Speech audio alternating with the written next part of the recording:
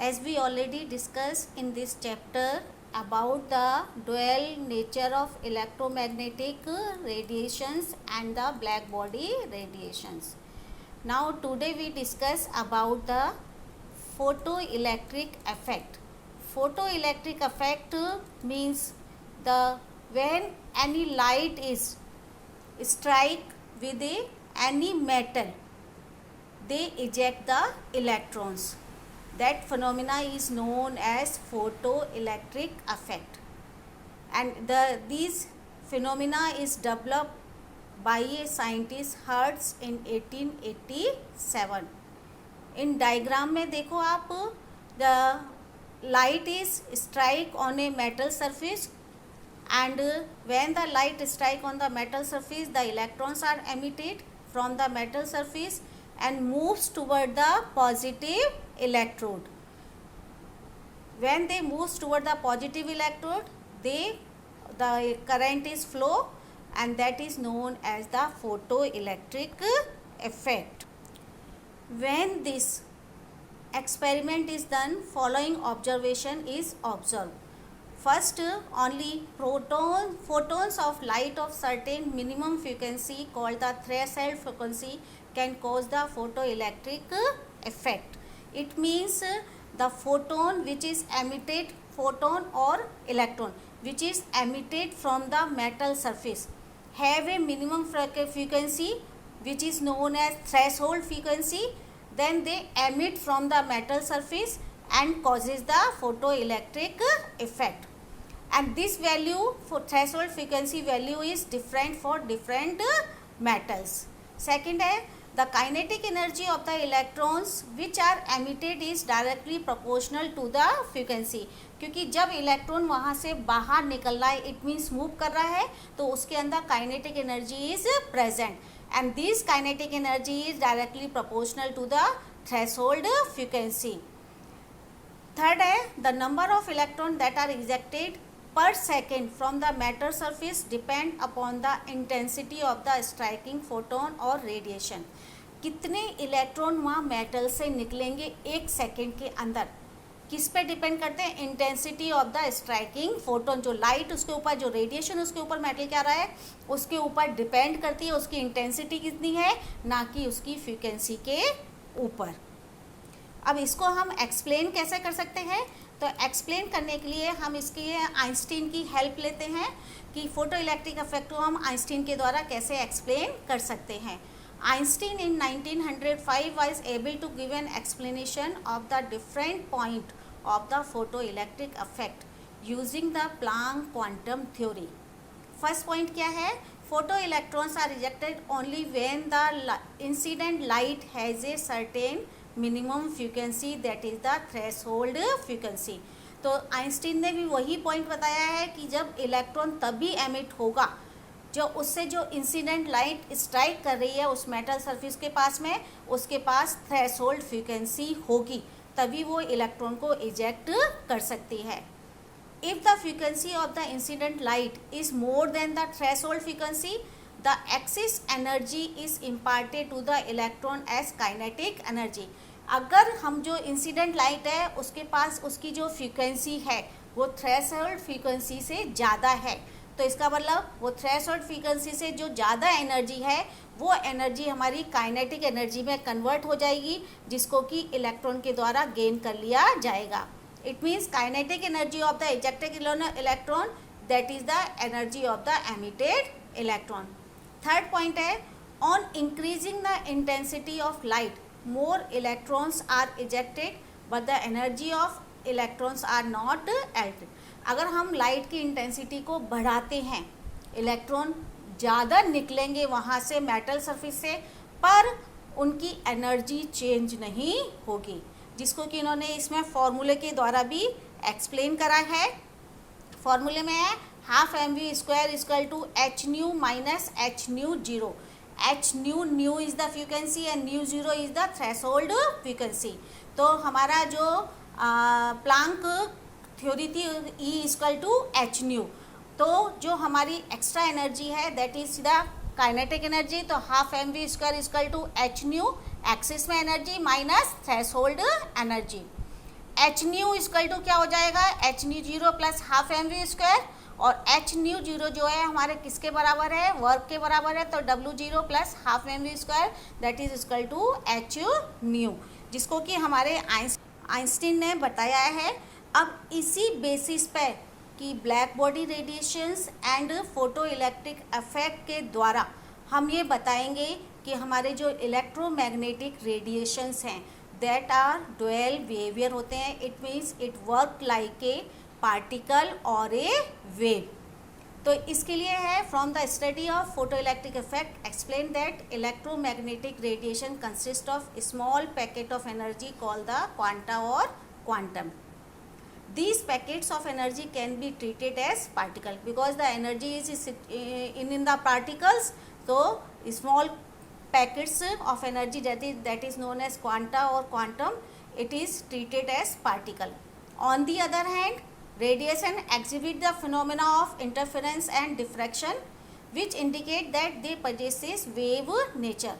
क्योंकि अब हमारा जो रेडिएशन वहाँ से बाहर निकला है या रेडिएशन में दिया है वो वेव के जो हमारे पर्टिकुलर फंक्शंस हैं, फॉर एग्जांपल जैसे इंटरफेरेंस एंड डिफ्रैक्शन, उसको वो इंडिकेट कर रहे हैं, उसके अंदर उन रेडिएशन के अंदर ये कैरेक्टर्स प्रेजेंट हैं, ये फिनोमेना प्रेजेंट हैं, इट मीन्स वो वेव नेचर की तरह भी वर्क कर रहे हैं। So it may be concluded that electromagnetic radiation possesses the dual nature, that is wave nature as well as the particle nature. Whenever radiation interact with matter, अब हमारा ये रेडिएशन है किसी भी मैटर से इंटरेक्ट करता है, it display particle like property in contract to wave like property, जैसे इंटरफेरेंस और diffraction which it exhibit when it प्रोपेगेट्स।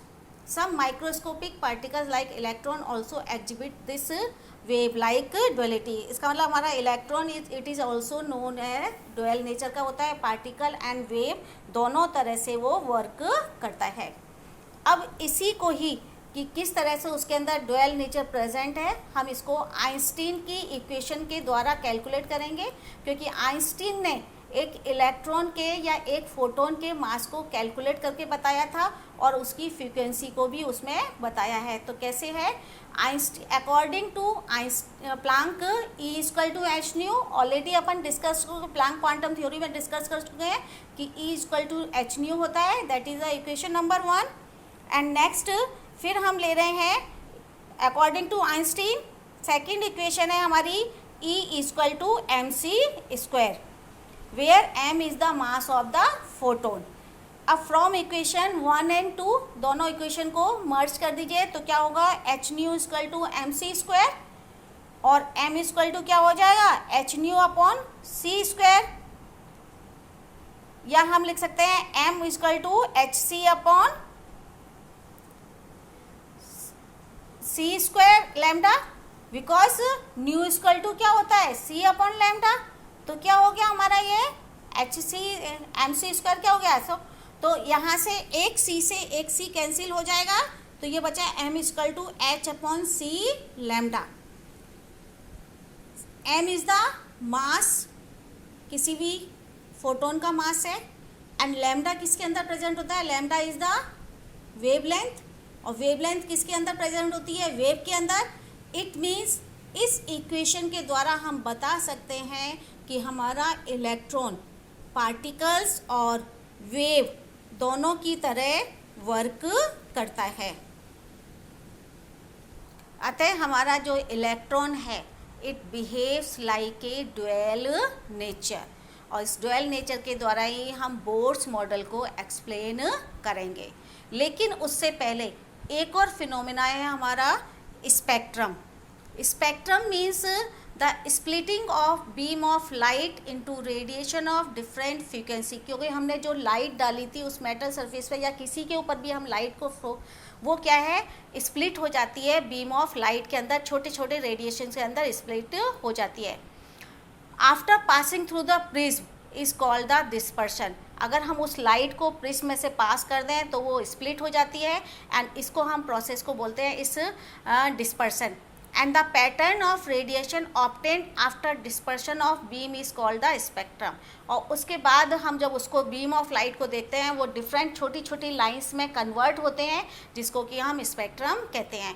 For example जैसे कि हम प्रिज्म के द्वारा हम रेनबो को देखते हैं, it convert into the white light is changes into the 7 colour, that is the spectrum. ये स्पेक्ट्रम हमारा डिफरेंट टाइप्स का होता है. First one is the continuous spectrum. Continuous का मतलब आप सभी लोग जानते हैं, कंटिन्यू, कहीं बीच में ब्रेक ना हो. तो इसी तरह से जब हमको जो स्पेक्ट्रम मिले वो बीच में कहीं पर भी ब्रेक ना हो, उस स्पेक्ट्रम को हम कहेंगे continuous spectrum. For example when A ray of light, white light is analyze by passing through a prism, it is observed that it split up into 7 different wide bands of color from violet to red. These colors are so continuous that each of them merge into the next. Hence the spectrum is called the continuous spectrum. Because क्योंकि उस colour अपने आपस में ऐसे मर्ज हो जाते हैं कि हम उनको आइडेंटिफाई नहीं कर सकते थे कौन सा कलर कहाँ से स्टार्ट हो रहा है, कहाँ पर एंड हो रहा है. इसलिए हम इसको बोलते हैं कंटिन्यूस. उसमें कहीं बीच में ब्रेक नहीं दिखाई देता है हमको, इसलिए हम उसको बोलते हैं कंटिन्यूस स्पेक्ट्रम. सेकेंड स्पेक्ट्रम है हमारा एमिशन स्पेक्ट्रम. एमिशन मीन्स है, दो होते हैं, एमिशन और एमिटेड. एमिशन का मतलब है कि बाहर निकल, एमिशन और एब्जॉर्ब. एमिशन का मतलब है कि कोई चीज़ बाहर निकल रही है, एब्जॉर्ब तो एब्जॉर्ब करी जाती है, अंदर जाती है, और एमिशन मीन्स बाहर जा रही है. तो ये एमिशन स्पेक्ट्रम हमारा जाए कि जब हम जो लाइट को है उसको, उसका स्पेक्ट्रम हम बाहर निकाल के देख रहे हैं, तो that is known as the emission spectrum. Emission spectrum is noticed when the radiation emitted from a source are passed through a prism and then received on a photographic plate. Radiation can be emitted in a number of ways, such as number A from sun or glowing electric bulb, that is also emission spectrum, by passing electric discharge through a gas at low pressure, by heating a substance to high temperature. So these are the emission spectrum. Sorry. Next है हमारा line spectrum. Continuous और line में यही difference है, continuous में हमको बीच में कहीं ब्रेक नहीं दिख रहा है, और लाइन स्पेक्ट्रम में हमको लाइन मिलेंगी, बीच में हमको अलग अलग light band, dark band, light band, dark band, इस तरह की हमको लाइंस दिखाई देती हैं. Sorry. So it is known as the line spectra. Atomic spectra of most of the element consist of a number of bright lines separated by the dark bands. It is called the line spectra.